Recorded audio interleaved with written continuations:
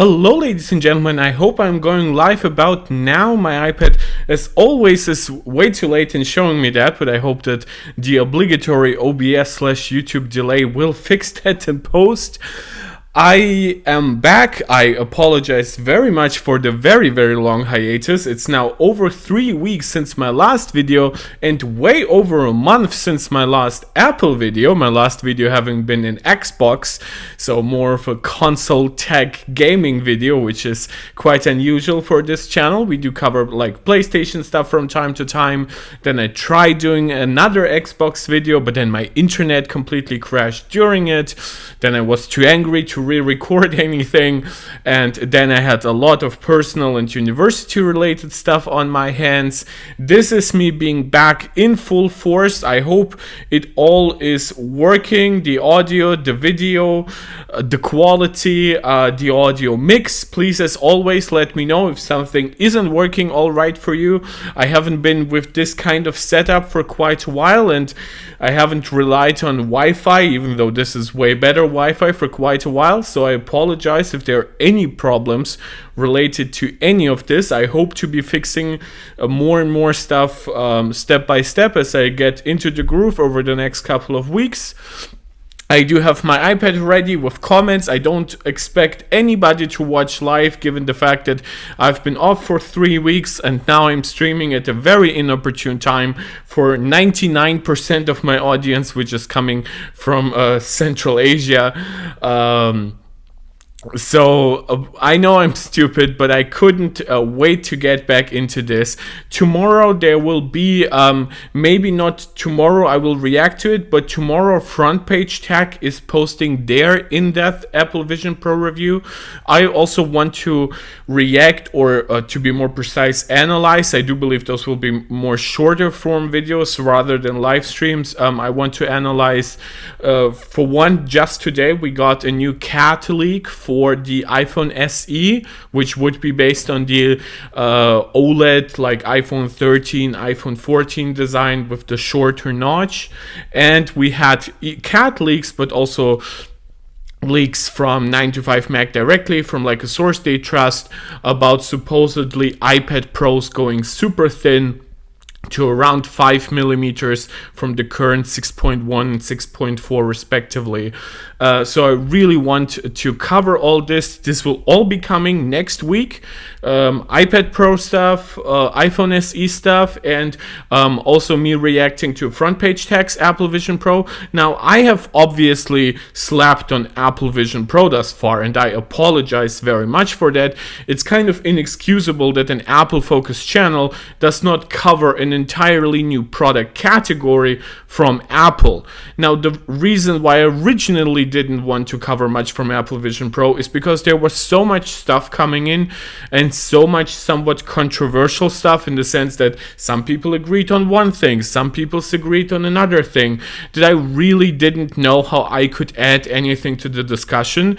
This isn't even the kind of product that I could go to the Apple Store and like try out for a couple of seconds or minutes or an hour even. It's simply not available in my region. My experience with headsets is surprisingly extensive. I myself own a Vision Pro, a PlayStation VR 2, I apologize, a brain fart, and I have tried out the Quest products, not the Quest Pro though, and I believe it's the Pico one, like from the it was one of the major Chinese headsets, one of those that are standalone but also work like with PC VR over Wi-Fi. So I do have some experience with virtual reality, but Apple Vision Pro is so different. It occupies such a different price point. I really didn't want to come in guns blazing and defend Apple when somebody attacks them. I didn't want to attack Apple when others were trying it out and saying that some of the beliefs about Apple Vision Pro are somewhat wrong. Now it's been a month. I've absorbed a lot of information on Apple Vision Pro, and you guys know how much I love Linus, so I really wanted to cover this. I did not pre-watch it fully. I unfortunately had been spoiled through Twitter and other stuff. I mean, it is one of their more successful recent videos with almost 1.5 million views already in 2 days. So I've seen parts of it, and some of them I really disagreed with. This is why I'm doing this video, but also partially just to show you guys that I'm back, that I'm in full force, and of course, as always, I am willing to react to whatever you want me to react to, as long as I have the permission. John Prosser on Twitter allowed me to react to their upcoming Apple Vision Pro review. With Linus, I have reacted in the past to his videos. There have been no problems with that. We have now a couple of people watching. I highly encourage you. Please let me know if everything works for you in terms of audio and video quality. And of course, if you like what you see or you like what you have seen in the past, please subscribe, like, share, comment, and if you want to support this channel and me directly, which I know I have not earned over the last month, but I will more than make it up to you, please consider leaving a super chat or a super sticker, or please consider subscribing to me on Patreon. I don't know if it's called subscribing. Please consider supporting us on Patreon, and us would be the royal we that I just called myself. So let's get started. I apologize for the long ramble. There was a long intro need in myself. I will try to break this video up in parts. Linus does have parts himself. I don't know if they will fit very well with how I break down the video, but let's get started. When Mark Zuckerberg told us the future is living in a one-bedroom apartment, experiencing the world through my plastic VR accessory, understandably, we mocked him. But then we did, and I still think that the biggest blunder that Zucky did is the metaverse stuff. It's the focus on all this fake pseudo reality inside virtual reality, instead of focusing how virtual reality can enhance everything from your gaming to your productivity.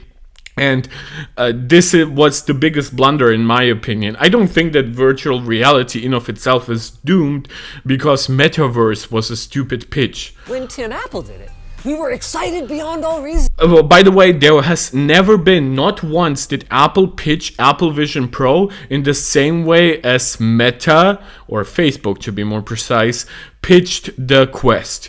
This is 100% a lie.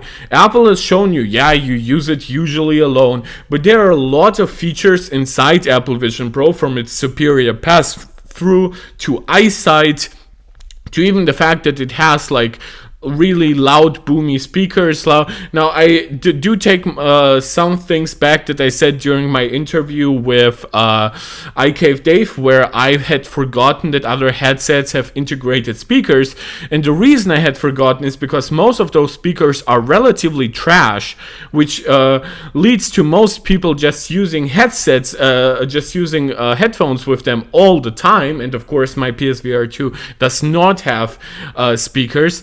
But with Apple Vision Pro, I find that a lot of people really like using it, even without AirPods. Some tried using it with AirPods Max, but that's a lot of weight on your head at that point. Why? What is it about the Vision Pro that caused this sudden shift? And can the world of spatial computing be accessed by us PC folk? It turns out the answer is yes. So let's talk about why the Vision Pro is the most exciting piece of technology that I've used in years, and why I can't wait to pack it up and put it away. Well, let me be, for one, this is one of the things that I've heard or listened to or watched before making this video, and to me, saying you cannot wait to pack up an exciting piece of technology for a tech guy, like, it's like if you gave like a Quest 3 for me, right?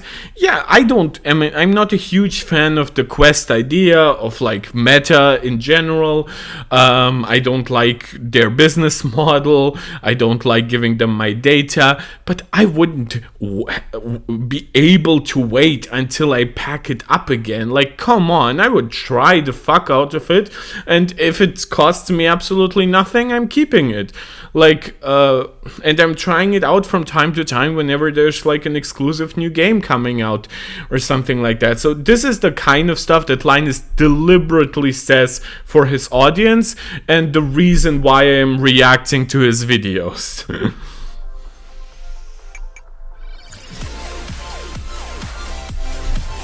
Guys, the fact that more people are watching now tells me that everything is alright with audio and video, yeah? Please let me know. On running and improving your business rather than playing hot potato with a bunch of I've heard from a lot of you that you like listen to it and you have it next to work or something, and then you never let me know if it's if the stream is fucked up. And the build quality are exceptional to the point where I would say they are the best we have ever seen on a VR headset. Yeah, and I think that this is what Linus usually does pretty well. The more like objective stuff that is very hard to deny, even for like a PCMR guy, he usually covers it pretty well in regards to Apple. He will not come out and tell you that like an iPhone or whatever has like trash build quality. He will make like ridiculous claims about the needs of T9 dialing, but he will usually not lie to stuff such as build quality and maybe even like I would say battery life, which can be tested, but then again, then he might make up some more ridiculous use case, in which case the battery does not perform too well. But when it comes to this, yeah, the fabrics that are being used here, the use of material of aluminum and glass. Now the glass has had some controversial effects, like supposedly the front glass cracking right in the center, but it remains to be seen just how prevalent this is. From the aluminum frame to the curved glass front to the fabric headband, it is on a whole different level, which should result in a very comfortable headset. But there is one small problem. The weight. These hinges do not rotate. The hinge where it attaches is no hinge at all. What? It doesn't swivel, which from my experience means choosing between either extra pressure on your forehead or wearing it higher and having extra pressure on your cheekbones, and in my case, particularly the bridge of my nose. Yeah, Linus seems to have like really small like features for a guy. Like he has really small hands, a small face, like and I actually agree that stuff like that should probably be on a hinge. It's just the way he usually covers all this in this like way that nobody else even thinks about, and nobody else is like praising the Quest for the hinges. They usually praise it for being way lighter, but yeah, so I'll take it as it is. There isn't much reason for me to fight him on this. Now, Apple acknowledges this with the inclusion of their dual loop band, but this has the exact same problem of inflexibility, meaning that, say for example, you like to wear a back ponytail, you better learn to wear a top one or a low one. And it makes mounting the device more annoying and still resulted in subpar comfort for me. So, yeah, I'm trying to write some stuff down that I would find like either very direct and very easy to basically like interpret, react to the premium materials which he covered first, and them not being very comfortable. There is no huge disagreement from me, so I probably wouldn't cover either point in too much detail later on. I think I probably agree with them, especially once you consider the weight. It's less about the hinge mechanism or not, or the lack thereof. But again, my most direct like attack against him right now was the point about like, I cannot wait to pack it back up, even though it's one of the most exciting pieces of tech I have used in years. Yes, is that it's easy to forget, at least for a while, the second the screen turns on. Believe every single word you heard from the Apple evangelists in your life, because holy balls, does this thing ever look incredible.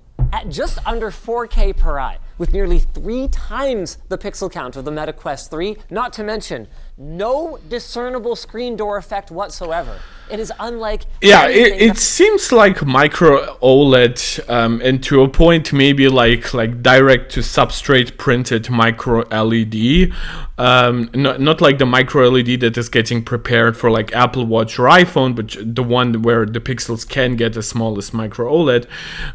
This will be the future of virtual reality. Like, yes, of course you can get pixels a lot smaller than on a smartphone or in a tablet.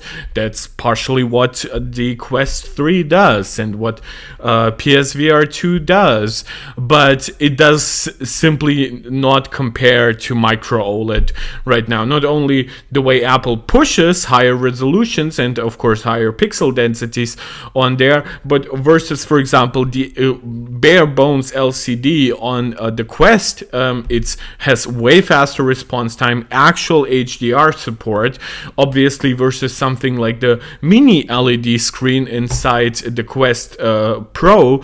This is where we hit other issues, like usually when you have backlight zones for LCD panels, that those make them slower to react, and LCD is already the slowest technology pretty much, so that hinders it from being a very effective VR device. And then regular OLED works, it depends a little bit on the exact like subpixel matrix layout, but this is just genuinely a step ahead. And with Apple Vision Pro, the only downside to its panels seems not to be the panel itself, but it's the lenses, which seem to be like a gen behind what the Quest does. For one, the field of view isn't very wide, and there seems to be a little bit of fringing on the outer edges of Apple Vision Pro that I have ever experienced. The 12 cameras on the front and bottom of the device create a three-dimensional live view of the world around you that, again, crushes Mr. Zuckerberg's best efforts. And this is all thanks to Apple's latest homegrown silicon, the R1, which handles the video stitching in Passthrough, as well as eye tracking, hand tracking, and head movements in a way that I just didn't think would be possible for quite a long time.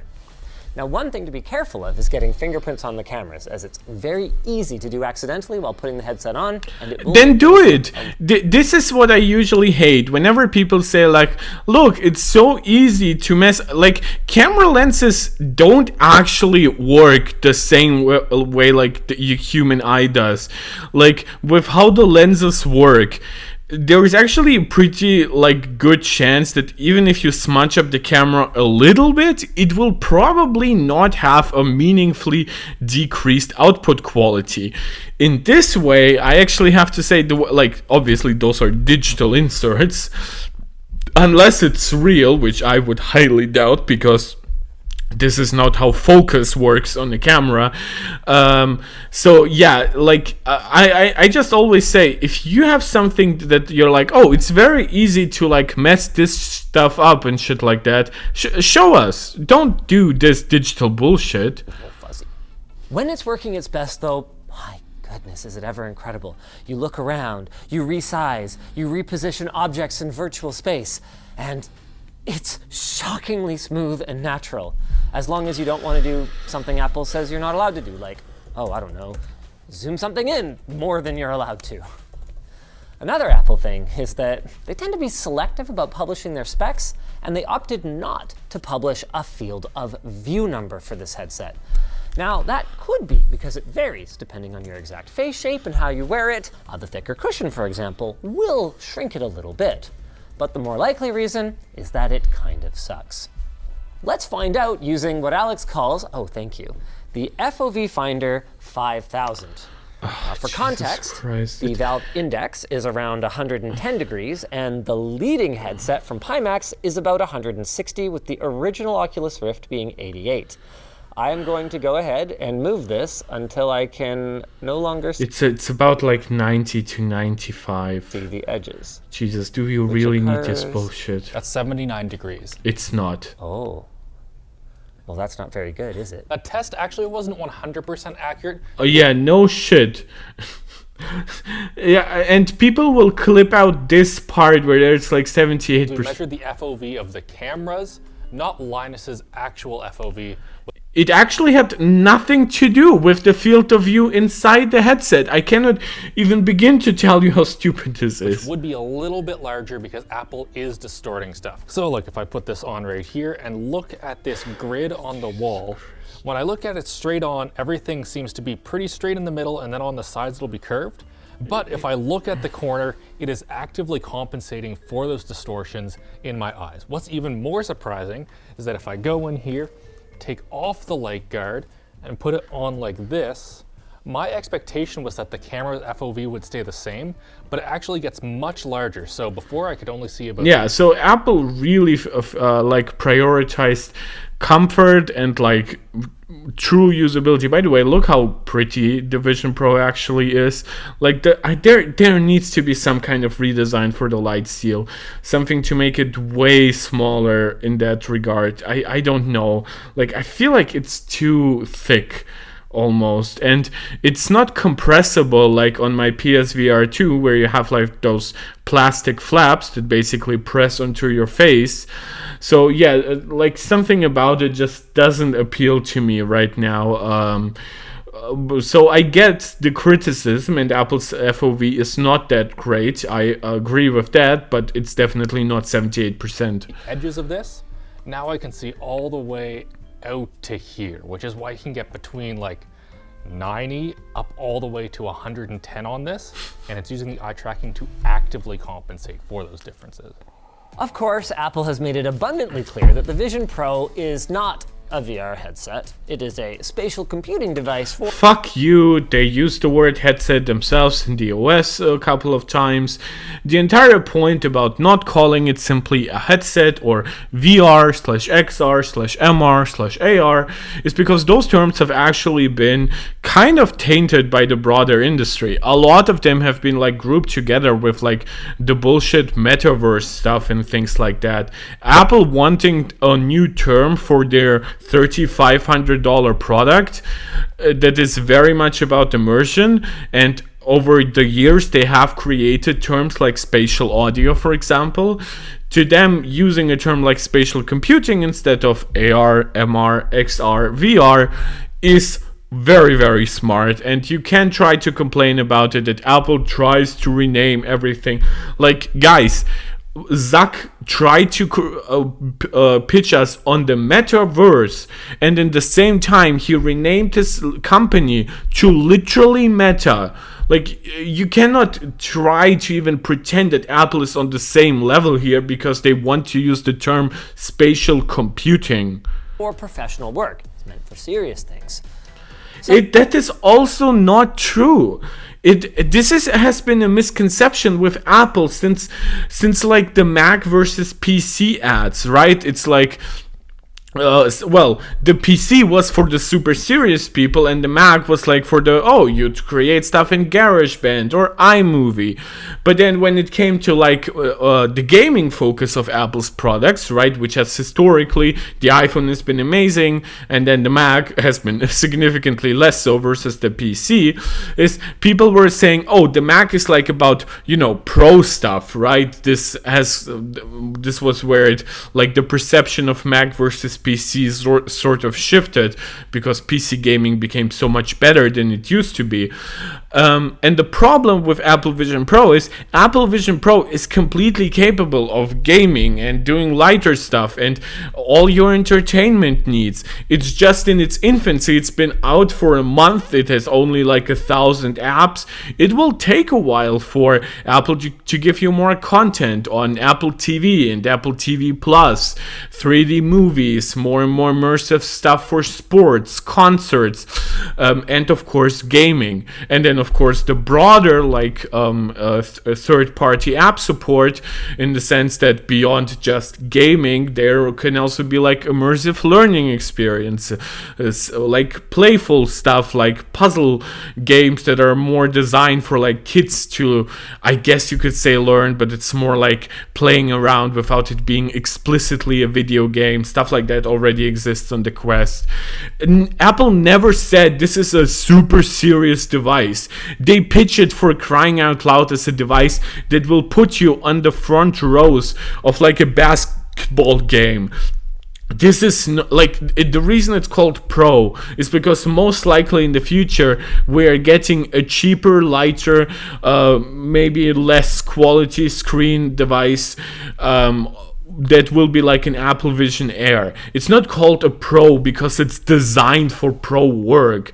It is partially designed for pro work. It gives you like a million iPad screens, and it mirrors your Mac display and stuff like that, but that's just the start. You can still go on to do all those kinds of entertainment things. I'll give him like the gaming stuff, and then I think I will write down what I believe are the more controversial aspects of his takes. So, naturally, the first thing we wanted to do was game on it, because on paper, it should be very good. It should be way better than the Quest 3, and it is actually. Later, and we're in. The headliner game for the Apple Vision Pro appears to be Super Fruit Ninja, and I can't think of a better game to illustrate both its incredible strengths and its complete and utter failings. What? So let's go ahead and fire it up. Look at this, you guys. Everything around me, in spite of the high resolution of these displays, is rendered in crystal clear image quality with no discernible frame rate drops. It is far and away the best that I have ever seen on a headset. Yeah, and I'm really curious to see where Apple will like take it with like M4 chip, an R2 chip. There is still so much potential. Like that compromise with that external battery, which I don't know, does he have like a separate part about that, is so smart when it comes to, for one, you have one less heat generating component, you have one less weight generating component, and then you free up your processors to run basically as high as you want to and as you need to, because the Quest processor is an absolute joke in comparison to what it should be able to do. And that is thanks to the same M2 chip as the current MacBooks. Well, yeah, MacBooks, I guess the MacBook Pro does have the M3 already. And this too. Apple's environmental mapping and the solidity. Okay, I think I can partially like praise for high quality rendering. I think that this is something that he and I definitely agree on. Virtual objects in the real world makes everything else I've ever seen look like a cheap toy in comparison. Which is funny, because technically this should also be competing to him, not just with the Quest 3, but also with PC VR. It just suggests to me that people don't really use headsets for PC VR beyond like the few exclusive like Half-Life Alyx, and people really just want the best kind of integrated product, and I think this is partially why PlayStation VR 2 is sort of failing. Unfortunately, and the reason, by the way, guys, when I'm saying PC VR 2 and I'm looking at the left like an idiot, because obviously you cannot see anything, this is where my PlayStation VR 2 is. The whole thing falls apart the second you try to interact with the game. Hey, remember when I said no frame rate drops? In a traditional inside-out headset, like the Quest 3 or the PSVR 2, not only are there cameras tracking where your hands are, there are gyros, thank you, and accelerometers inside the controllers that will handle quick movements, fine movements, or fill in the gaps during any times when your hands are not visible or the cameras temporarily lose tracking for some reason. Without that accelerometer input, the Vision Pro simply doesn't have the tracking fidelity for a game like Fruit Ninja, with every single loss that I experienced on the device feeling like the Apple Vision Pro was to blame. I actually agree. So, criticism for lack of controllers, for one, I think this actually is relevant. I think that at $3,500, given the potential focus on gaming, controllers should either be included or hand tracking failing. in games, because yeah, Apple Vision Pro is very much designed to be gesture tracking, right? Your deliberate swipes, your zooms, and of course your pinch. Why did I say it like that? I have no idea. Those kinds of like movements, especially ones where like part of your hand might cover up part of your other hand. Now, some of the movements he made were obviously counterproductive. Like this, and we later saw that with the game playing way significantly better once he adjusted his hand movement. However, I do agree that he shouldn't have to do that. And the solution to that would either be even better cameras and even more LiDAR scanners and stuff like that. However, that can also fail. Like if you move your head maybe a little too high, you could make the cameras simply lose focus of your hands if you are using them way too down low. So obviously a controller that is permanently connected through Bluetooth or Wi-Fi and has its own gyroscope and maybe even like has like an own LED light that makes it easier for the camera to track itself. Most of them would do it just with gyroscopes and Bluetooth these days. That is obviously superior, and this is why I believe that Apple Vision Pro can do gaming, but is currently not pitched primarily as a gaming device, and visionOS 1/1.1 is currently simply not tuned for that. In fact, I have heard through like the Great Vine and Mac rumors forums and stuff like that, is that this seems to be a very deliberate limitation from Apple in the way that Apple Vision Pro tracks environments and hands and everything else for developers in a way that doesn't easily expose too much data to them, and that creates a noticeable lag with however they are currently achieving those solutions. And I hope that during WWDC of this year, Apple will present a visionOS 2, which at the very least, when you are still in good lighting conditions and your hands are obviously not behind your head or anything, that your Vision Pro will track them much better in stuff like Fruit Ninja than it currently does, unfortunately. This is a criticism I agree with. I don't quite like how it was presented, but I am not a hater, guys. Whenever Linus presents fair criticism, I will agree with it if I happen to agree with it. Some fair stuff can still be wrong, but this isn't. Not my skills. Hey. And honestly, playing anything but the slowest paced of iPad apps made me feel pretty much the same way. I just immediately wanted my stupid slab of glass back. Of course, we went into this knowing. Yeah, it's a different product, and just porting 2D apps to it. Oh my god, gaming on Windows is the largest portion. Linus, the fuck is this? We'll get to that, but obviously I will cover this if I completely disagree with the way he structured his review. But yeah, just using 2D apps and expecting them to be like as flawless as they are on an actual like 2D plain glass iPad, yeah, that was not gonna work with Vision Pro. The Vision Pro isn't a VR gaming headset, so why don't we move on to one of its greatest strengths? Putting an enormous high-fidelity display anywhere you want, and then using that to play real games. Now, I went into this assuming that getting Windows working on this headset would be a chore and a half, or at least 1.3 chores. I mean, the very easiest thing I could assume would be through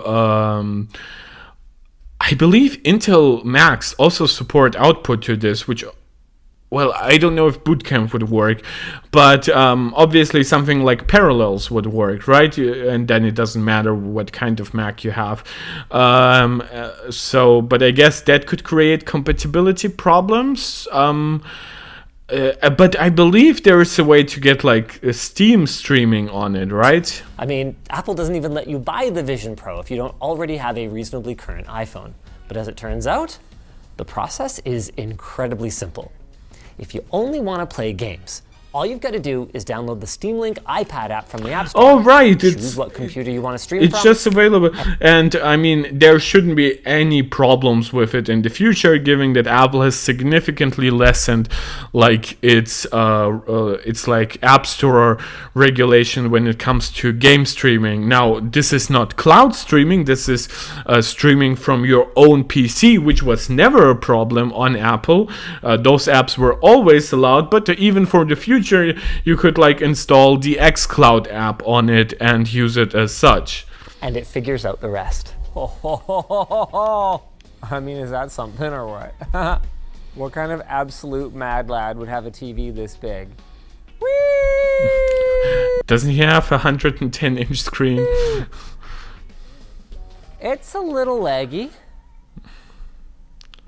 Yeah, there are a couple of things for that. I kind of assume it does probably not directly connect to your Windows device like peer-to-peer. It probably utilizes your router, which isn't the biggest hurdle, I assume, for Linus, given how fast his networking there is. And part of that also goes then back to the fact that Apple Vision Pro, similar to how it only has an M2 chip, it does not have a Wi-Fi 6E modem or a Wi-Fi 7 modem. It's still limited to a Wi-Fi 6 internet connectivity. So this is probably where you could see some extra lag, but then again you would also need to have a computer that does it, a router that does it. So if Apple Vision Pro had it, you would still need to spend money on extra stuff. Would I find it easier to play just looking at the laptop screen with the 12 milliseconds or so of pass-through? Dude, with all the just like compression blocking and everything, and the fact that this is only at 1080p, the experience like this is pretty similar. Whee! Yeah, that speaks to the quality of pass-through. Of course, a key difference is that I can't put that display anywhere that I want. And as much as I might complain about the latency, it's good enough for most gamers in most games. For example, in Forza, assuming you're a halfway decent driver, you'll probably find that frame pacing is more important than a little bit of lag here or there. I agree. But if you were to play other games, competitive games, even driving ones, like say Rocket League, the latency is too high to, for example, I wouldn't counter play, a last second fake out from your Yeah, phone. I agree with Steam that. Link also has some big limitations regardless of which headset you're using. The highest resolution that you can stream is 1080p. Yeah, well, that sucks balls. Like, I'm streaming this in 1080p, and even then, I would like to stream higher if it wasn't for the fact that it would more often than not create internet hiccups, even though my connection speed is technically fast enough. I'm changing my network provider in a month, so I will see how it works by then, and probably get myself like an Ethernet adapter from my MacBook, and then I'll try it out. But yeah, so I can see how 1080p sucks, especially for gaming, especially if you want to put it out to like an 120-inch screen. And you can only play games. But that, my friends, is where sunshine and moonlight come in. And no, I'm not telling you to go outside. Sunshine, No available touching on the Moonlight iPad app on your Vision Pro, will give you full access to your Windows machine at up to 4K 120 frames per second. Though it should be noted you're going to need one heck of a wireless access point in order to hit that consistently. 4K, here we go. I'm not even going to try 120 right now. Why not? Our Wi-Fi in this part of the office. 120 should be incredibly more beneficial than 4K for this. The spatiality of the audio is incredible. Okay, do we have something more like great spatial audio?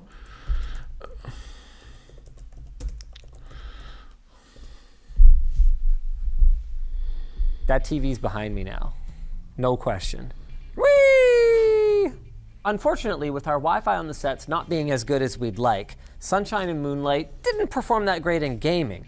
But the big killer app is not really games. It's the ability to just use a Windows PC. And this is where it gets like a little weird. Like, And this is my biggest criticism here, is too much focus on Windows.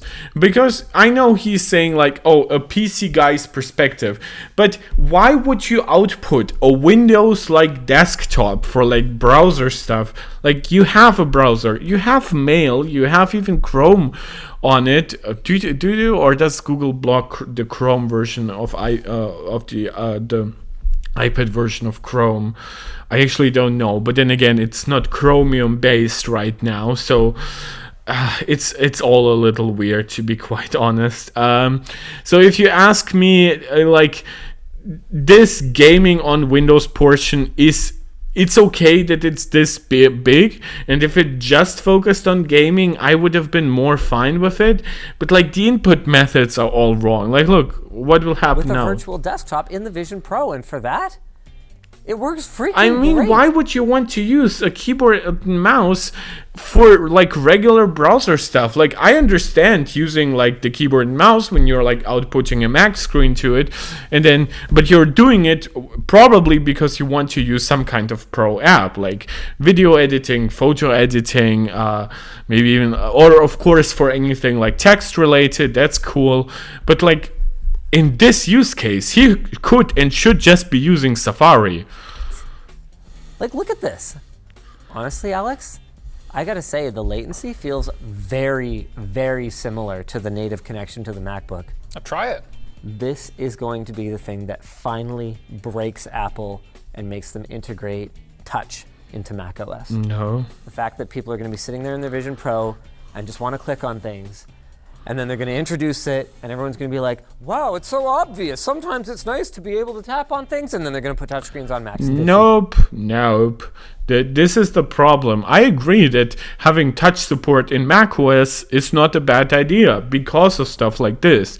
Having a touchscreen on the Mac in order to appease like a 1% use case is stupid, and I will always stand by it. After like now 2 years with my M1 Max 14-inch MacBook Pro, I have not once felt the need to use its screen as a touchscreen, even though I directly use my iPad Pro all the time next to it, and I've never had that cognitive dissonance where I like started swiping on my MacBook. The fact that I have a giant trackpad that is super extremely accurate, and I have my mouse for whenever I need it, quite honestly tells me that I don't need the touchscreen. The literally only times I ever feel like, oh, it could use a touchscreen is when I install an iPad app, but then for that I also have my iPad. Mark my words.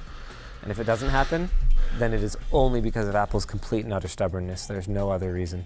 Wow, it is struggling a lot more in this environment, but over at the lab I did not have the same problem.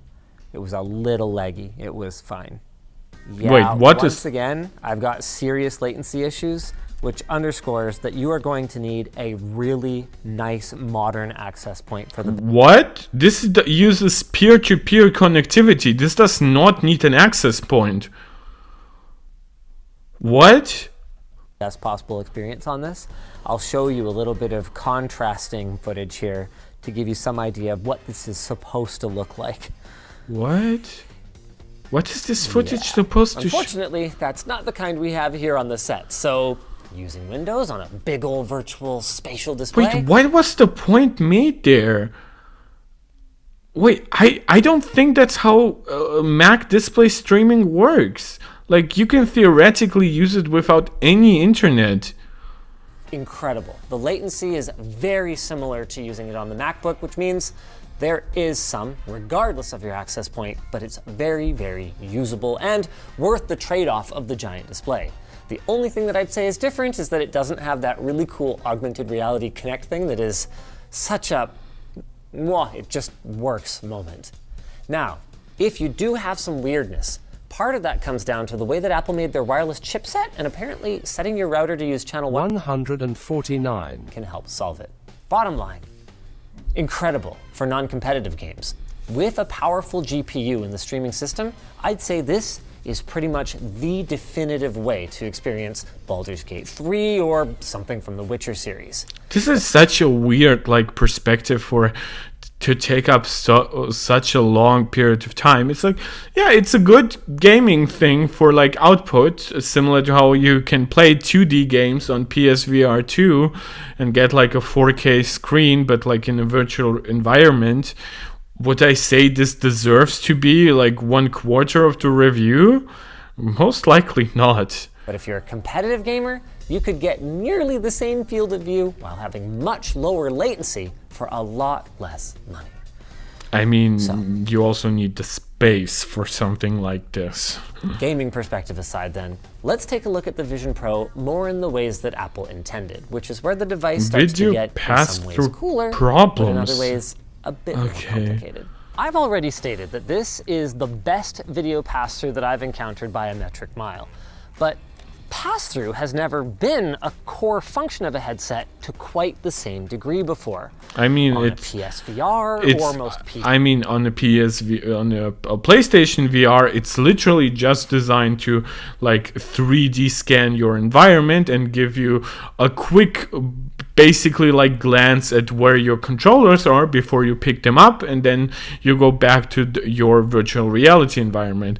On the Quest 3, I would argue, given its integration into games more directly, which Apple currently makes a little bit more difficult for the most part, it's definitely a big part, and playing it down suggests that you probably use Quest 3 in a very much PC VR way and not in the metaverse way. So I don't actually agree that this is the first headset that prioritizes pass-through. I just believe it's the first one to actually do it well enough that people actually associate it with high quality pass-through. I believe the Quest 3 has surprisingly good pass-through, especially for its price. It just cannot compete with Apple Vision Pro. It's a convenience feature, so you can find your water bottle in between rounds. But on the Vision Pro, the expectation is that you're doing... By the way, like the eyesight on Linus looks amazing. Like, I know it probably has like some pixelation issues, but this is exactly how I imagined it looking. And this is like, has it gotten better after like some beta version that you might have installed? Because this looks way better than I've seen in like the Verge shoots and stuff like that. Work. Probably in an office with other humans. Like, yeah, for one, the bluish tint, it's designed to show you if you're in some kind of environment and if you have like immersion turned on. And of course, there's also the question with those being lenticular like lens covers, which means that there's like a 3D effect, which makes it way worse if you're looking at it off axis.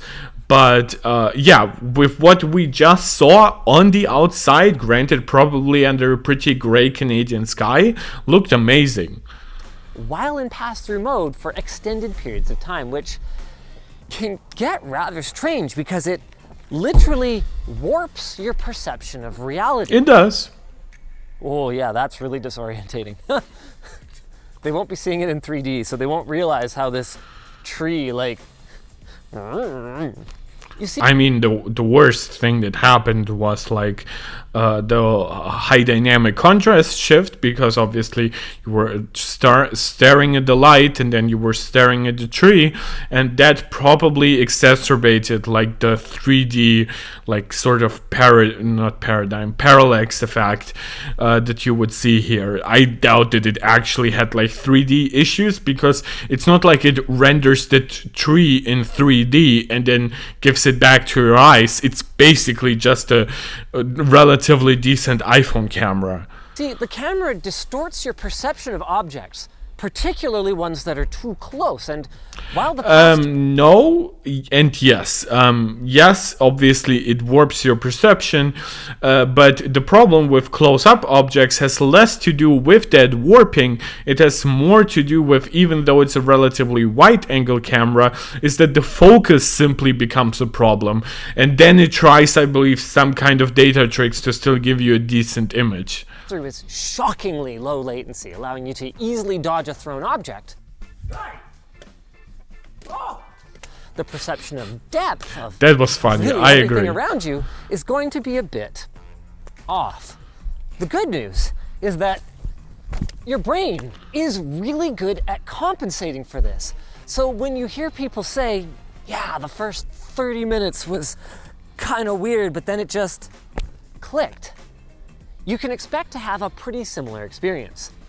The weird one, though, is that your brain also clicks the other way. So when you take the headset off, it's typical to have a minute or two of, whoa, reality is way too bright. I agree, yeah. Before things click back into place. Speaking of things clicking into place, a big pet peeve of mine with this product is the complete inability to grab something in the virtual world and pin it in your peripheral vision while you go about the rest of your life. In fairness to Apple, wait, that's exactly what it did. Of the way that it takes an object. He means he wants it to be like paired to him and not to the environment. I guess, yeah, but this would have to be dealt with a separate setting, because I imagine it would lead to like center stage. What is that feature called? You know, like that multitasking environment on the iPad where you sometimes don't know what exactly you're moving to where and stuff like that. I think this would create problems if you try to have both the spatial consistency and then I guess you could call it like the personal consistency of where it's attached. Keeps it exactly where you left it is incredible. It's just that I don't always want to have to carry things around with me when I want to refer back to them.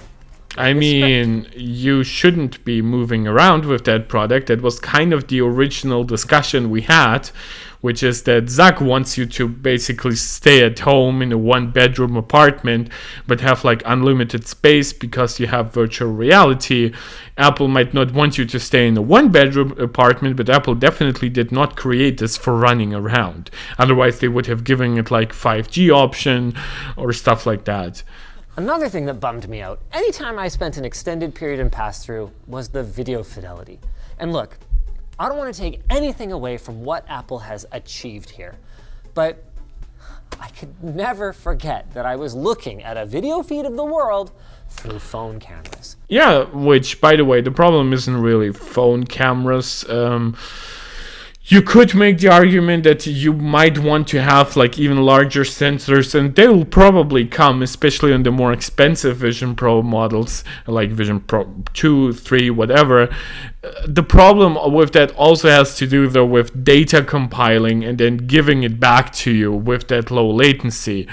Also, if you make a sensor too large, then you would have to deal with stuff like rolling shutter, which definitely is not something you want to experience like in your full peripheral vision on a giant, basically like panel, which effectively becomes giant to you because of the lenses. So yeah, I can see the criticism, and I do believe that it will get noticeably better just from the better image signal processor that Apple improves with every generation of A series and M series chips. Like M series, M2 is technically 2 generations behind. It's closer to the A15, and since then we have had the A16 and especially the much better A17. We had like technologies introduced like ray tracing, AI-based upscaling that is actually hardware accelerated through the neural engine. So there's a lot of good stuff going on in like even the current Apple space, and if you imagine like an N3P or even eventually like an M2 based, not M2 and N2, which is 2 nanometer processor from TSMC, built on like the latest Apple cores, and then maybe like a 20% larger sensor, slightly wider aperture, and then you basically have like 40% more light to work with or something like that. An image signal processor that aggregates data rather well. Also part of the problem here is that it's all handled at 90 hertz versus the iPhone, which obviously does like 24, 30 or 60.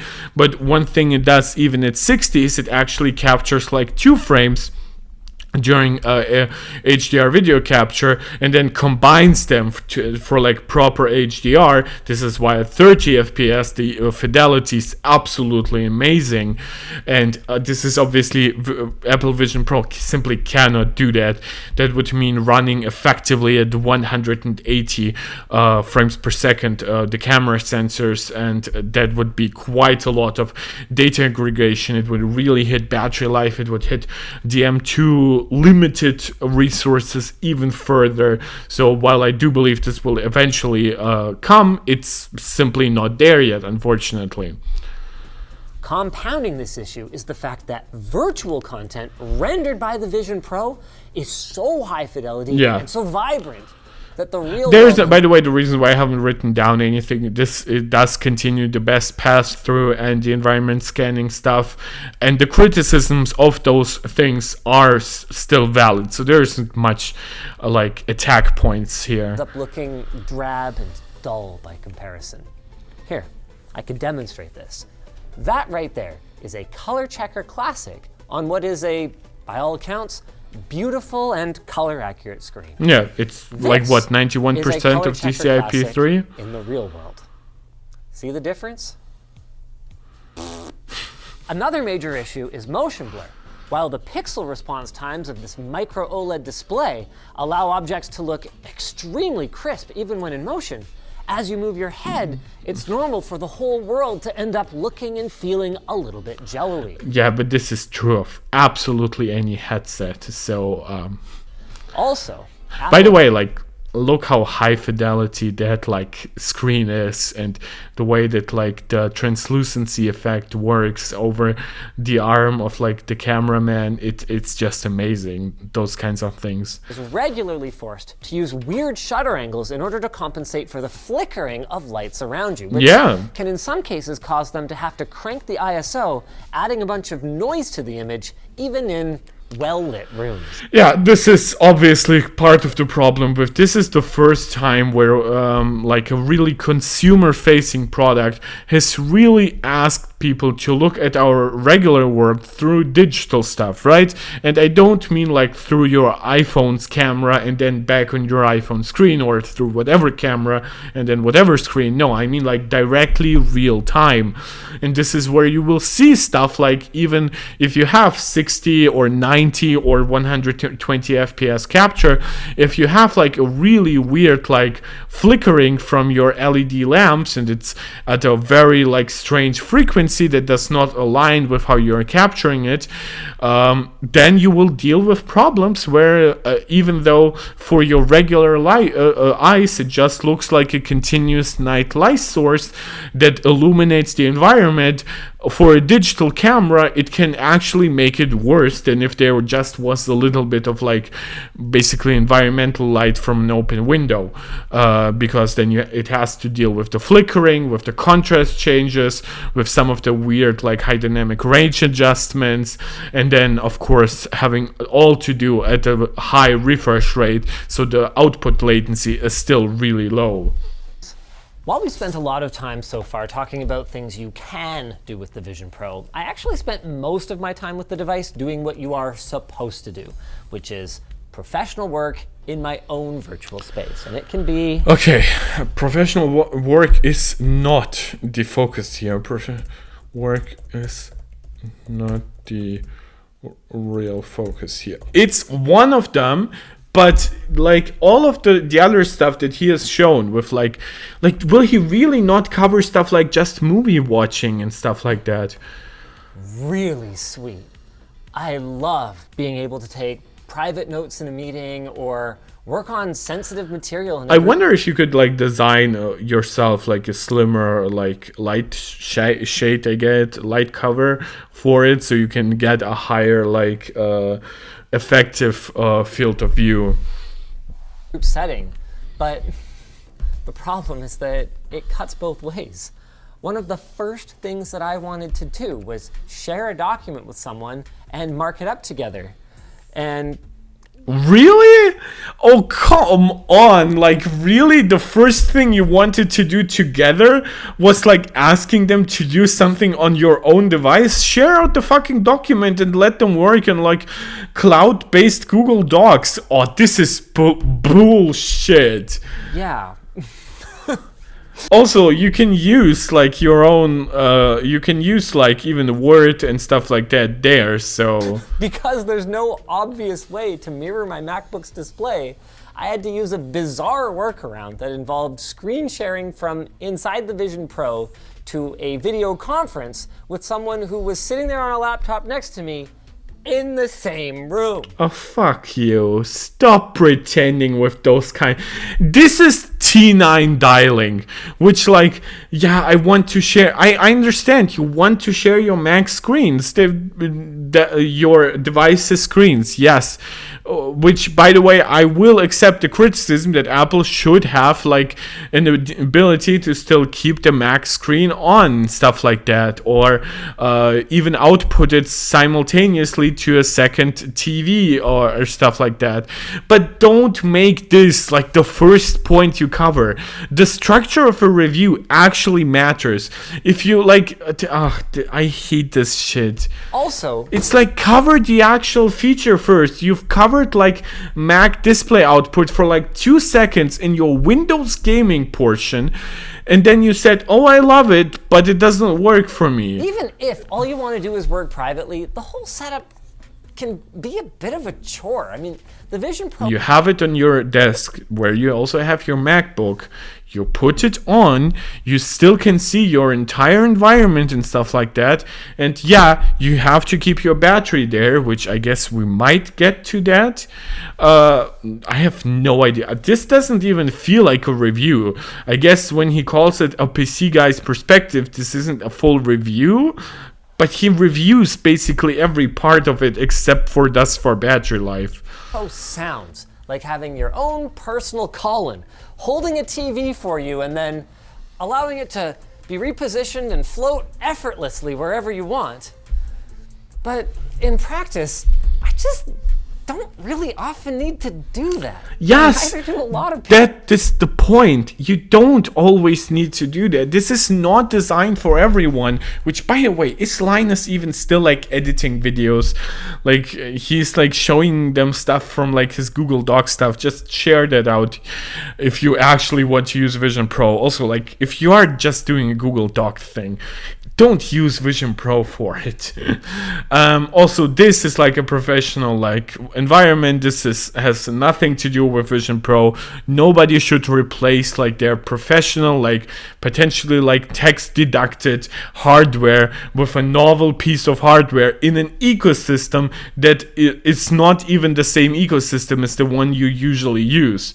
Like it would be one thing if you're trying to just augment like a very Mac or iPad specific workflow, but if you're on Windows or on Linux anyway, why even try to pretend like Apple Vision Pro would be able to do all those things People. in the same For way? example, Nicole. Here's a real person doing real work. This is another part that I have seen, by the way. This is where I got like so annoyed beyond the original portion of like, oh, I cannot wait to put it back like on the shelf or whatever. This was what got me a little pissed off. For a fraction of the cost of a Vision Pro, she has multiple 4K displays. Which, by the way, that is not true. If you actually wanted to match the fidelity, which would make them OLED, which would make them at least 32 inches in size, because unfortunately you don't have like a 4K OLED at 27 inches, and if you try to tell me that you can use 1440p panels, I will spit in your face, because 1440p OLED with the weird subpixel matrix and or with which granted with LG screens is quite okay, but once we get to like the QD OLED, which is the creme de la creme of OLED screens right now, you do get significant like fidelity impairments based on it being 1440p, based on it being 110 pixels per inch at 27 inches, and then of course it being QD OLED. All within her field of view at once. And this is how much she has to move her head. I mean, part of Apple Vision Pro is about those things being infinitely resizable, easily zoom-inable, and part of that also comes down to you don't want this setup necessarily, I would say, for like watching a concert, watching a sports game. Like, this is the kind of thing that is like super duper high-end PC master race stuff. The problem with that is this is exactly what people try telling others, like, oh, your console cannot do it. But yeah, most people just want to have one giant nice screen where they game on, and preferably it's farther away from you so it doesn't blind your face.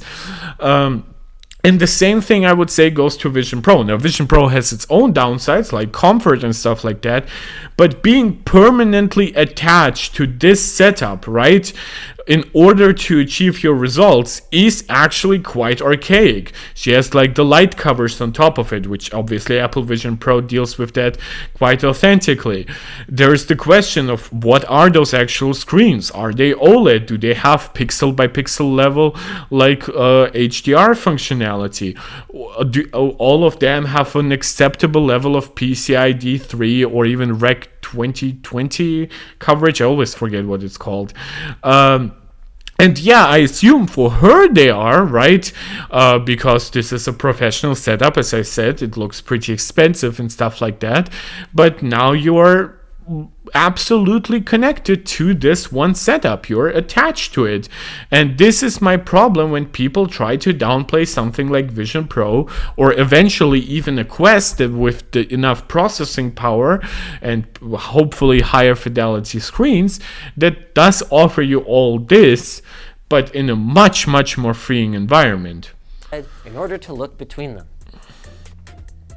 Wow. Again, and what happens if she goes to the bathroom, which she could do with this? I appreciate this thing for the technological marvel that it is. Thank you. A 4K display in a single square inch? But for optimal text clarity, you need to use most of those pixels, meaning that the virtual monitor needs to be... well, I guess you could make the point, because it's sort of with the lenses, it creates like this perception that something can be further away from you.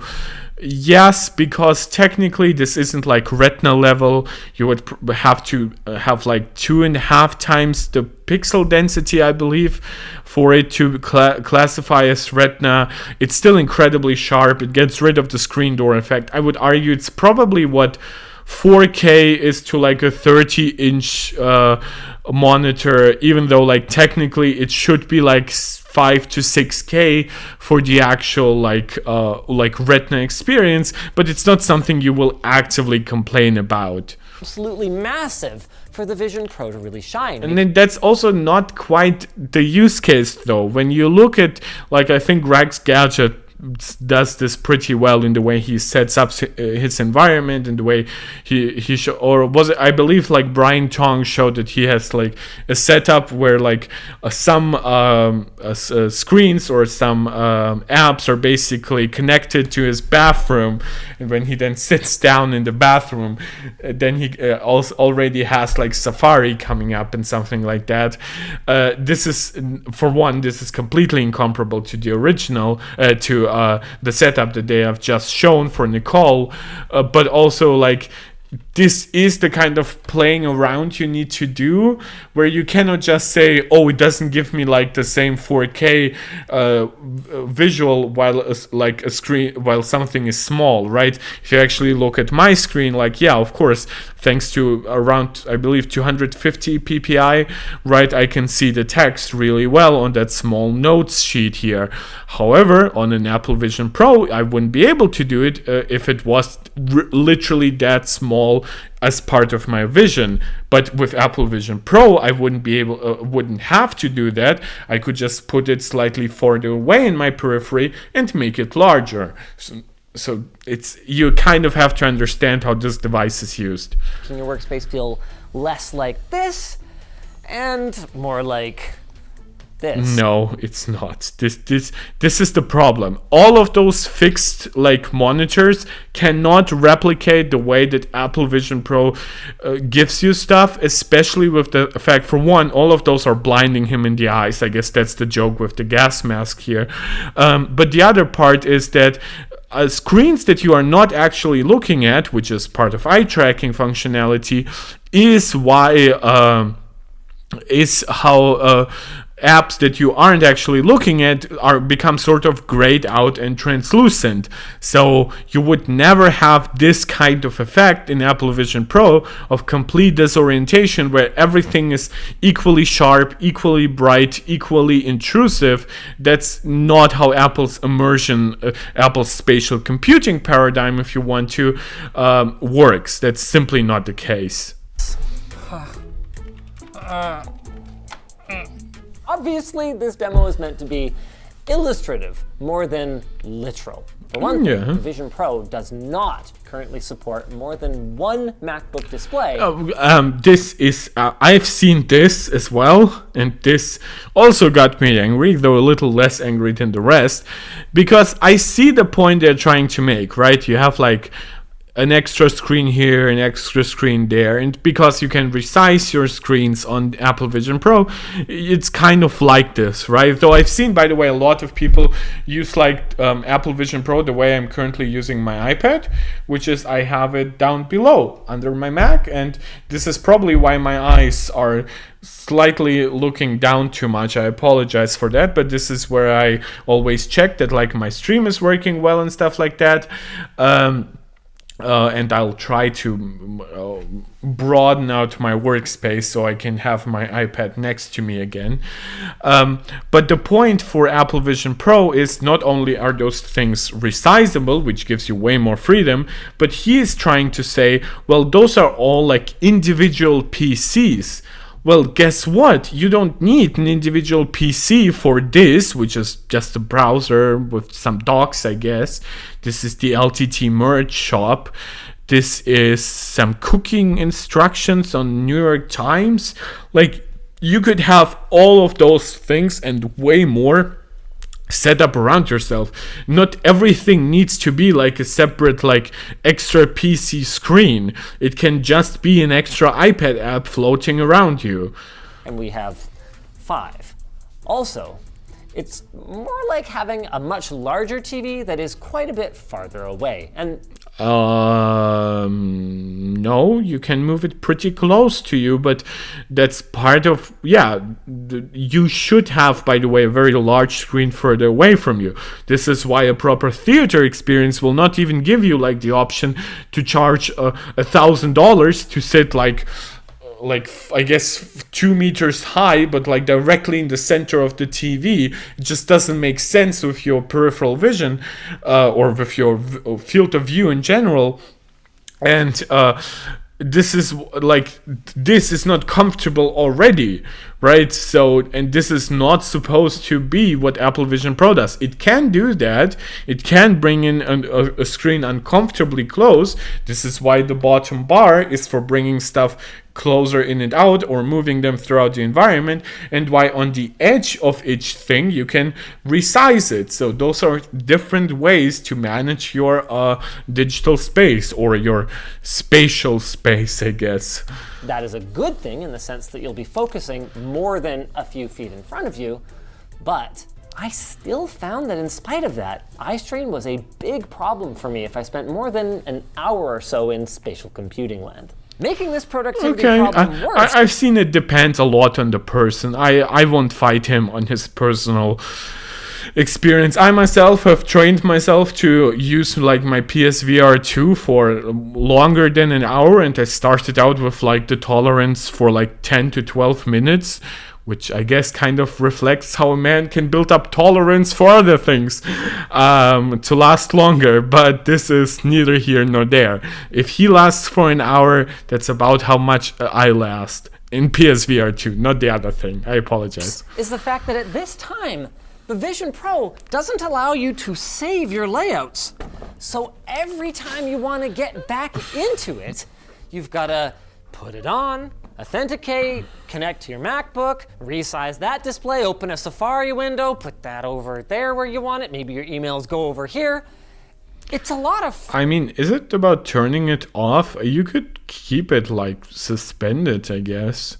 friction that Our editors, for example, don't go through every time they want to. Yeah, editors, like, I really want people to understand that virtual reality for now is an extra tool for higher immersion, experiencing a new type of content, for example 3D, which has been lost for us mostly on 2Ds, on two-dimensional screens, while Apple Vision Pro, because it has two screens, it can send you basically different data to each eye, does have high fidelity 3D, way better than even like an IMAX theater in theory. This is why Apple focuses on stuff like 3D movies.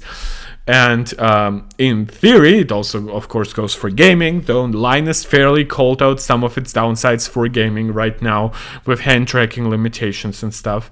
However, this does not apply to all this bullshit that he's saying. Like, yeah, it would not work for an editor with a very professional setup right now, and anybody who currently is aiming to be like an editor, or be it for a YouTube channel or a professional movie, though I guess if you're a professional movie editor, you kind of either have the money to get both, or you just get what you can get from the studio, and it will be so high end that you probably will not ask for anything else. But I guess for a YouTube channel, yeah, you could ask like, well, why wouldn't you want to put like your editor in Apple Vision Pro, maybe have like an M3 Max Studio at some point in front of it, and then it gives you like 2 or 3 screens. And guess what? This will be the functionality of Apple Vision Pro 2 or 3. But part of it, for one, this is a first gen product. Second, this doesn't even have full like DCI-P3 coverage, so while that probably won't bother you while watching a movie, this does come down to way less than half of the human's ability to perceive color. So I probably wouldn't be like aiming to edit videos on it either way. And then of course there are the limitations of it using iPad apps. So unless you have a Mac, it obviously creates problems. And then yes, he said you cannot create setups, which does suck a little bit. I hope that Apple considers it, but I would say there's so many other limitations that saying like, oh, you need to put up screens in front of you. Quite honestly, this will not take up so much time, and it will give you so much extra freedom to not have to sit behind one single desk, finding like 5 different outlets for like your PC, all your screens and stuff like that. So yeah, what Linus is saying is technically true, but the way he's covering it is also bullshit. Sit down and get a couple hours of work done before their eyes and face hurt too much to continue. Yeah. But none of that was my biggest disappointment.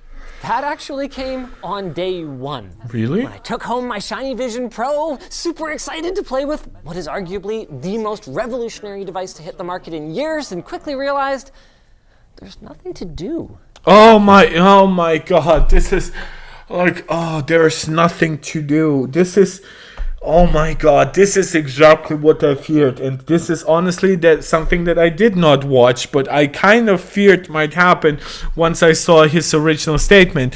Yes, for one, it is limited in its apps. It's a 1-month-old device. Second, it's a $3,500 product, so it's kind of designed to be a little niche right now. But the way he showed even like YouTube working and stuff like that, that is part of what we all do. Augment, like this goes back to the idea where I've heard like people say, well, why does an iPad need an M series chip? Well, guess what? The iPad has significantly more pixels than an iPhone. The iPad has potentially even more like higher fidelity apps and games that you might want to run at higher settings.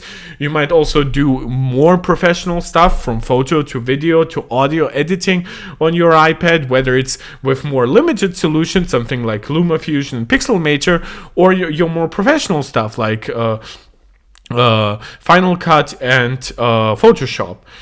And pushing those kinds of processors with more RAM, more bandwidth is part how the iPad gets those apps and gets to grow as a category.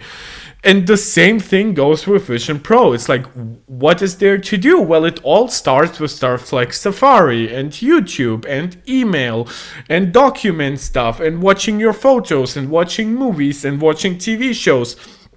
and listening to music, and even capturing some 3D content, playing some smaller games, playing some more immersive experiences, doing some learning stuff, doing some editing stuff if that's part of what you do, doing some of your work in it. It's not designed at this point to replace any other device except for maybe the iPad, but I would argue the iPad is just so convenient, it still does not do that. But it's designed to be better in some specific ways than all of those products that really makes it come to life. And this idea that, yeah, currently it has a limited app selection, well, that is just true of any new product.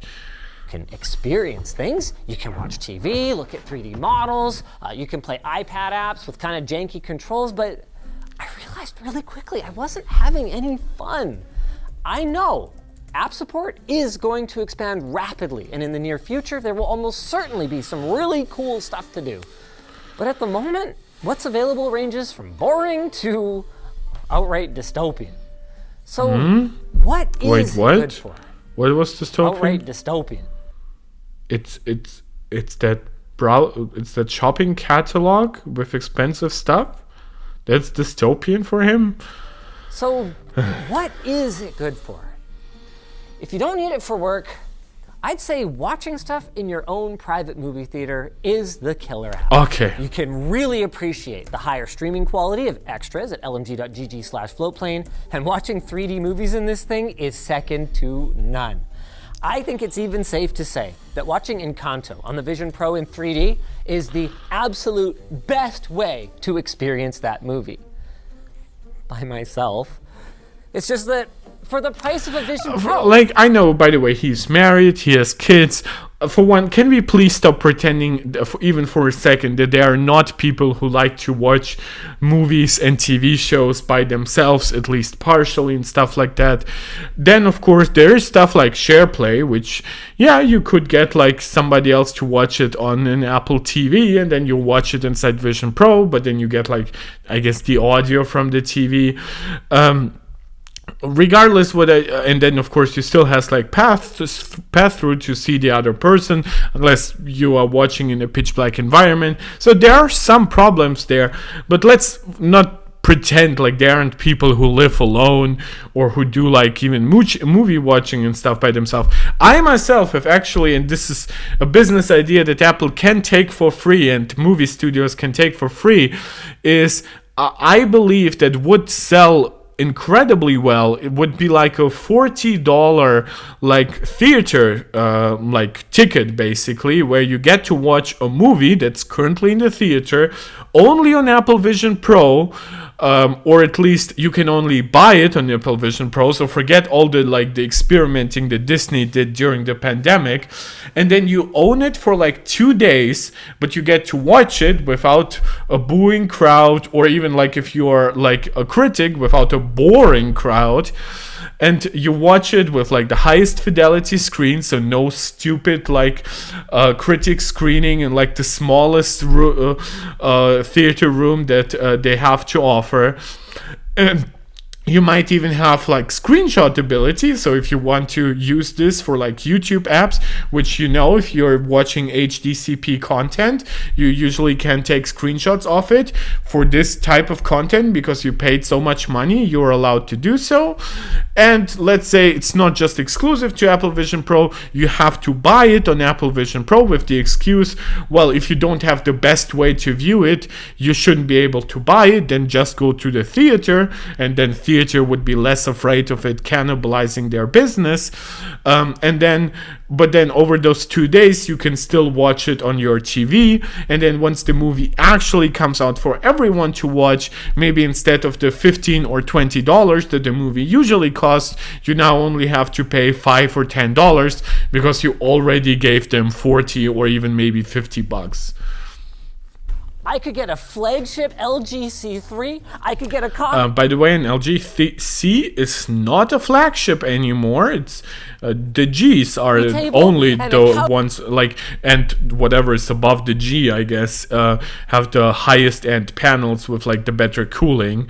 The days of like the LG C1, where every LG C and above was like high end, absolutely high end, are over. Bs and Cs are now not really high end anymore. couch, and then I could experience it with my friends.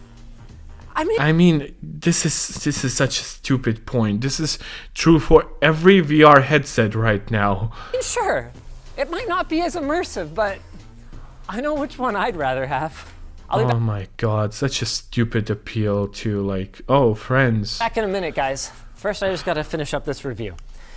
Oh, okay, he calls it a review, so I guess it's totally fair for me to call it a review then. I felt the same way about spatial photos and videos. Reliving them? Absolutely amazing. And it feels like you're there again. So if you have a spatial capture capable iPhone, now is the time to start using that feature so that when a Vision Pro that's worth buying appears, you're gonna be ready to look back on those memories with a level of depth that is Yeah, but they're also 1080p 30, which does have its issues. unmatched, even if it is a little janky still. So for all my criticisms, I don't hate the Vision Pro, and I don't even think that it's bad. It's an incredible feat of engineering, and it delivers on its promise of enabling new ways of interacting with each other and with the world around us. It's just not for me, and not right now. Okay. Just can't think of a single thing that I would do with the Vision Pro that I wouldn't rather do on a device that I already own. And think about it. For $3,500, almost $4,000 with a decent amount of storage, I could read on my Kindle, work on my laptop, watch shows on my TV. It's not designed for people who make those financial decisions. This is the point. Like, I have a $3,500 MacBook.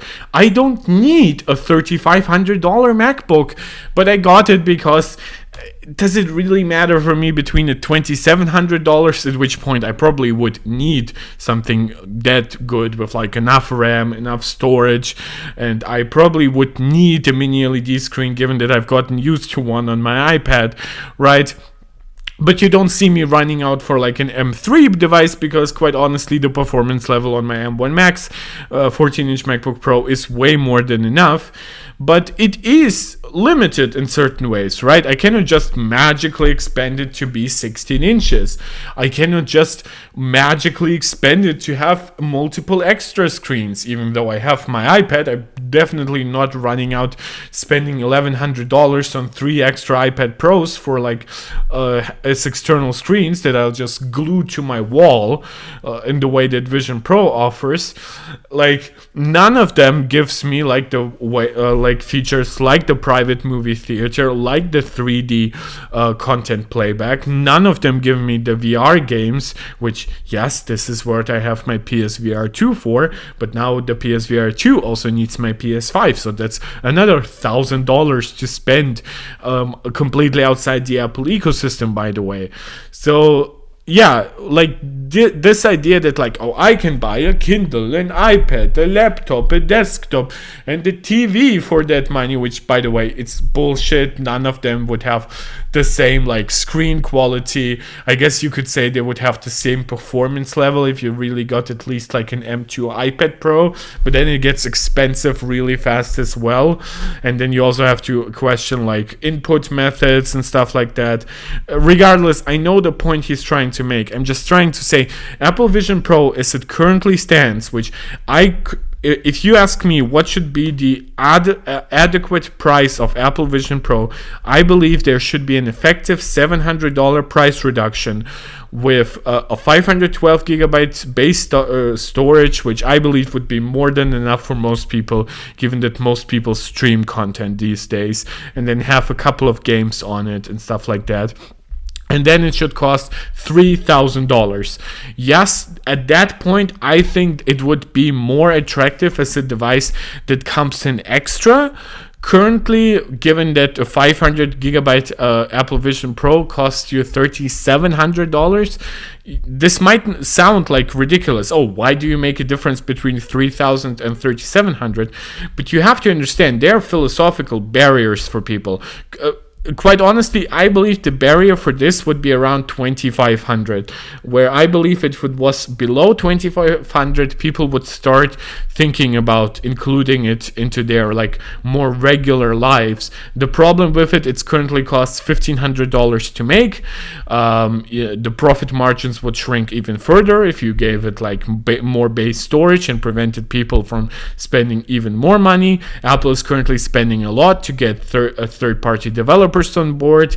They have like an enormous research and development phase that they have to pay for with this, and they do have to make sure that this stands out versus the competition, which, yes, the high price actually helps because it actually prevents people who don't quite understand this product or aren't this enthusiastic from buying it. I know this sounds stupid, but if you have people buying a product and then disliking it, it's worse than having fewer people buy it but actually like it and create more positive word of mouth, and then more people buy it once the second generation comes around. And for one, there are more apps, more features, more refined operating system and stuff like that on it, and it's cheaper, which prevents like cheaper people from being angry at that price. And game on my PS5. And I can practically hear you guys saying, well, yeah, but everything that you just said is true of the smartphone as well. This is your Ballmer moment, Linus. This is never going to take off. But guys, I'm not saying it's not going to take off. It will. It's just that there's a major hurdle that Apple needs to overcome, and that's convenience. My smartphone, guess what, is also a worse version of everything else that I already own. The difference is that it's already in my pocket. No, he cannot be still using like his Galaxy Note 9. Other hand, well, at least this version of it, with its unwieldy shape and giant battery bank. I mean, it's not an unwieldy shape, but okay. Is very, very not. The battery, oh, this is why he made the face. Jesus Christ. In my pocket. I've seen like that face. It's not in the thumbnail, but I've seen the face going around. It's also not in this segue to our sponsor, Odoo. Okay, so I don't think I have that much more to say. This has been, I basically turned like less than half an hour into 1.5 hours. We have 6 people watching, which honestly is more than I expected. So let me make a couple of things 100% clear here. For one, it's not by any means Linus's worst review. It's not a terrible review, I will say, right? I think he covered some decent points. He brought in a more unique perspective. So let's see what he covered, right? He rightfully mentioned that it has premium materials, but the downside, he didn't even bring up weight that much, but he brought up like the hinge mechanism and stuff that's not very comfortable. I don't think that anybody really can rightfully disagree with those points. I think given its weight, I think people sometimes don't give it enough credit for like how supposedly great. Again, I haven't tried it, but I've heard people talk about it, like that band is, but that band doesn't give you weight distribution on top of your head, which doesn't help with comfort, but it helps even more with like the premium feel and a little bit with like the easy to put on experience, right? Because he said like, well, if you have like, I guess a man bun there, right? But that is way still like less intrusive than having a band that goes on top like this, or even worse, like the one that goes like the Avatar Airbender, like arrow, like straight in the middle from the Quest. Yeah, like I will downplay some of his points, but I think those are mostly agreeable.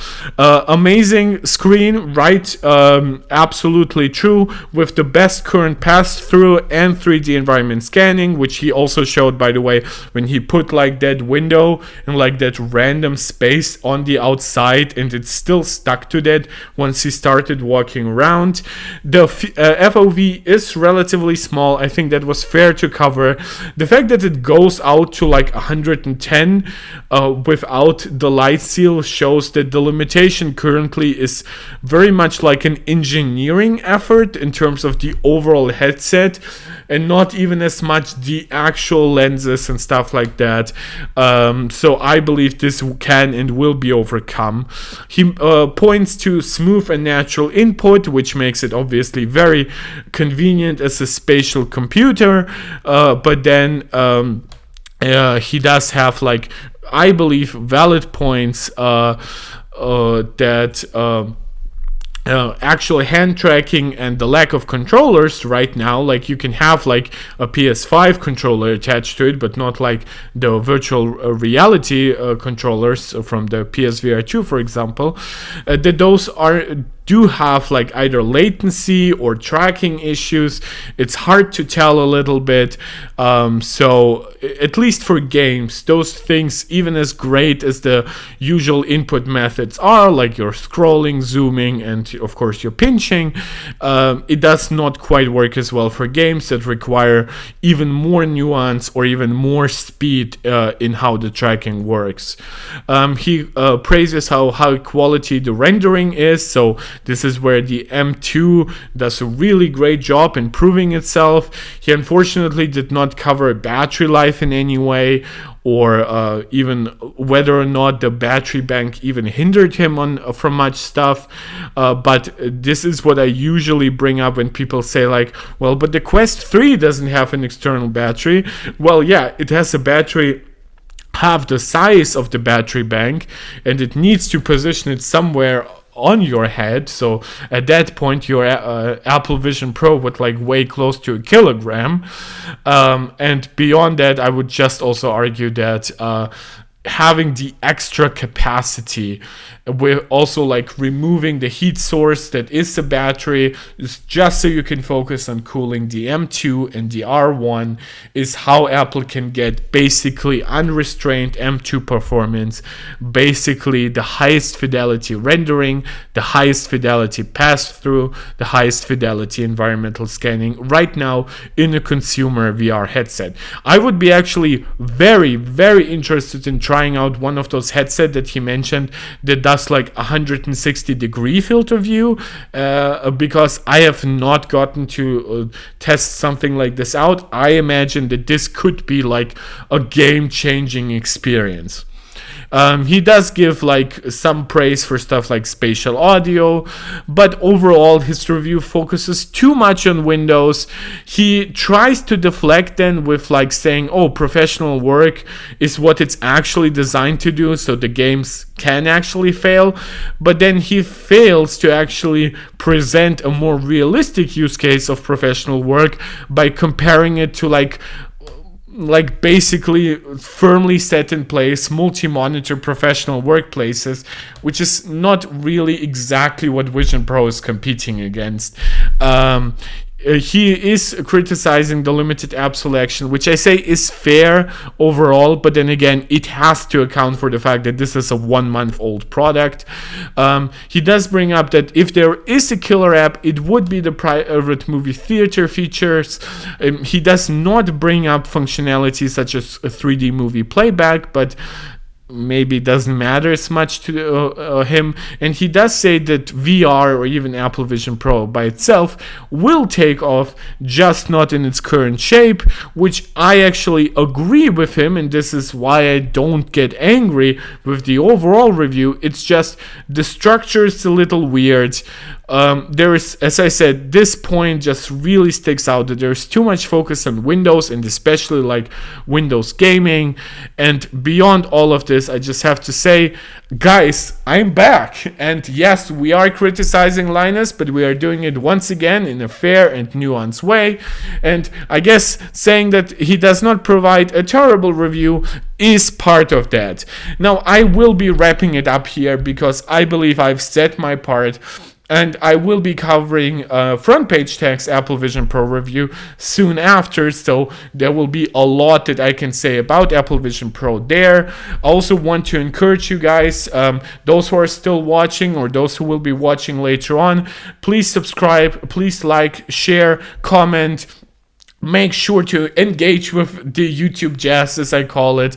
And of course, if you really like what you see here, please consider, while we are live, giving a super chat or a super sticker, or just in general, you can subscribe to my Patreon and support me directly there. So please let me know what you have what you thought about this. I don't know if I will be able to add timestamps right away, but I'll probably be able to do so sometime tomorrow. I will also let you know when my next piece of content will be coming out. I will hopefully be doing a lot more in the next 3 weeks or so, because now I have a little bit more time. I'm basically ready with most of my other preparations and stuff. So yeah, I hope you enjoyed it as much as I enjoyed making it, as much as I enjoyed just being back, baby. Thank you to all the people watching. I know it's not a crazy number. This channel has like 82,000 subscribers, but I know that my live content is more watched afterwards, and I'm grateful for that. And as long as I can give you some live fun, that's also good enough for me. Please, as always, let me know what you would like to see me react to next. I'll see you guys next time. This is Marc Tech saying thank you and tuning out.